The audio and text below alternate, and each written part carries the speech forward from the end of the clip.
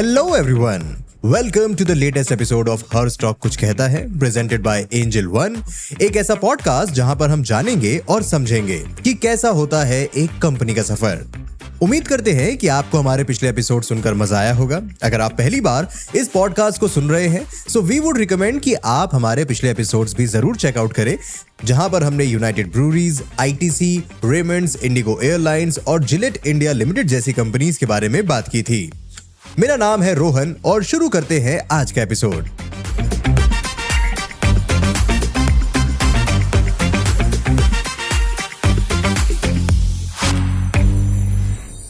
बात है 1995 की। मिस्टर रमेश जुनेजा और उनके भाई मिस्टर राजीव जुनेजा ने न्यू दिल्ली में मैनकाइंड फार्मा एस्टेब्लिश किया और आज कंपनी इंडिया की 4th लार्जेस्ट फार्मास्यूटिकल कंपनी है।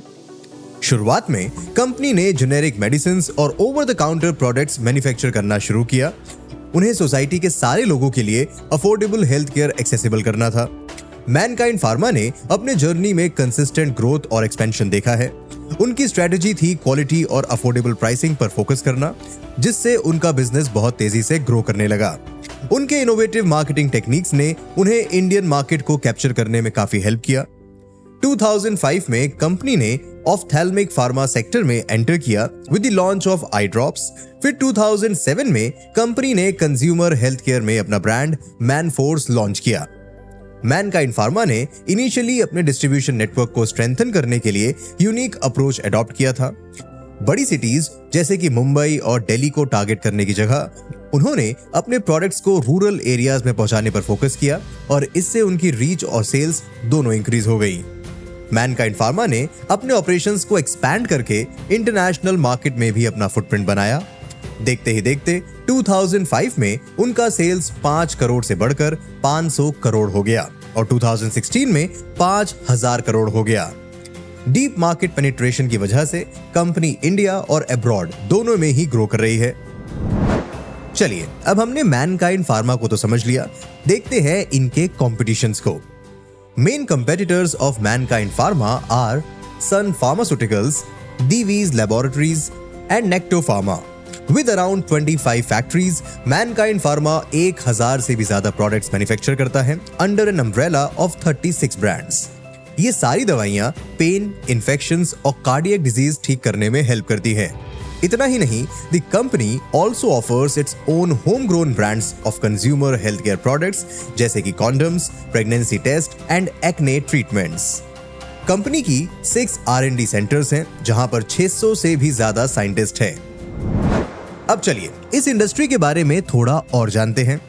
इंडियन फार्मास्यूटिकल इंडस्ट्री एक इंपॉर्टेंट रोल प्ले करती है ग्लोबल फार्मास्यूटिकल इंडस्ट्री में।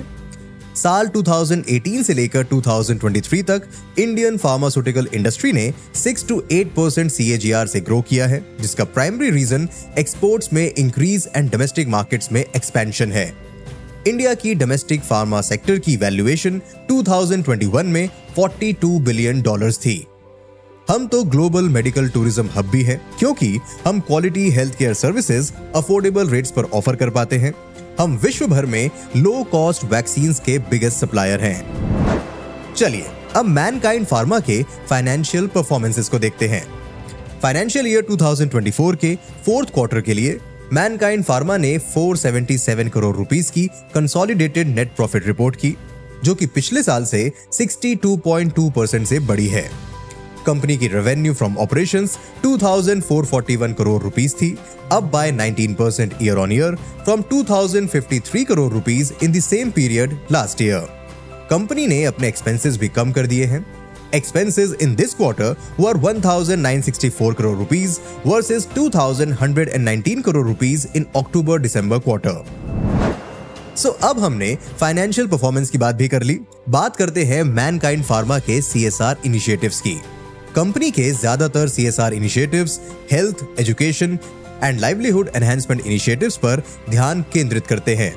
मैनकाइंड फार्मा ऐसे नॉन प्रॉफिट ऑर्गेनाइजेशन को सपोर्ट करती है जो health care facilities, social welfare, education, natural resources की कंजर्वेशन में इन्वॉल्व है। Some of the key CSR initiatives are socio economic upliftment. Company society के अपलिफ्टमेंट पर फोकस करती है, specially education, health care and skill development. Health care and education Mankind pharma under privilege बच्चों के लिए health care और education facilities provide करती है। Looking ahead, Mankind pharma domestic market में तेजी से ग्रो करने पर ध्यान दे रही है, स्पेशली क्रॉनिक सेगमेंट और कंज्यूमर हेल्थ केयर बिजनेस में। The company is committed to ethical, just and ecologically conscious operations, adhering to environmental, social and governance principles. इसी के साथ we come to the end of this episode. Thank you so much for listening to us. हमें उम्मीद है कि आपको ये episode पसंद आया होगा। If yes, then please do share it with your friends and family. इस शो के माध्यम से हम आपके लिए हर हफ्ते एक नई कंपनी के पीछे की कहानी लेकर आएंगे। इसलिए don't forget to follow the show. Her stock कुछ कहता है, presented by Angel One. अगले एपिसोड में मिलते हैं आपसे एक नई कंपनी के साथ। So until next time, wishing you good luck in your financial journey. Investments in securities markets are subject to market risk. Read all the related documents carefully before investing. For disclaimer details, please visit our website www.angelone.in.